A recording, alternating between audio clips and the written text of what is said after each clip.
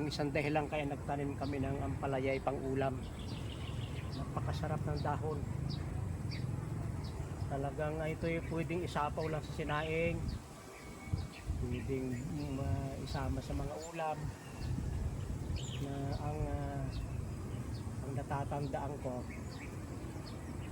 mahusay ito pag mga nilalagnat, inuubo.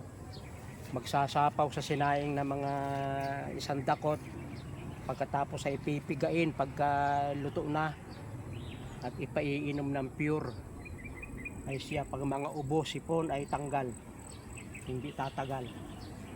Ay nakakapagtaka ito at pati sipon ay kayang gamutin. At saka ito ay gamot sa mga matitinding sakit sa bituka.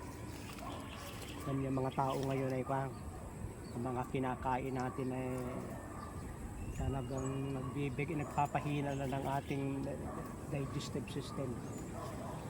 Yung ating mga activities, yung ating environment, nagpapahina ng ating baga. Ito palang malunggay ay ito palang ampalaya, pampaganda ng baga. Ay araw-araw ay kumain naman tayo ng isang dakot. Ay talagang tayo hanggang blood sugar, cholesterol ay may maintain.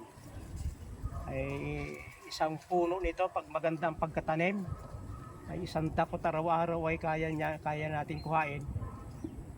Ito'y bago pa lamang umuulan kaya biglang gumanda siya.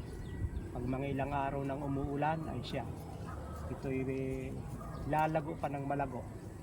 Kaya kami nagtanim. Talagang paborito namin mag-anak, lalo kami mag-asawa, kumain ng dahon nitong ampalaya. Maraming salamat sa inyong pagsubaybay sa Natural Wellness si Pastor Vito.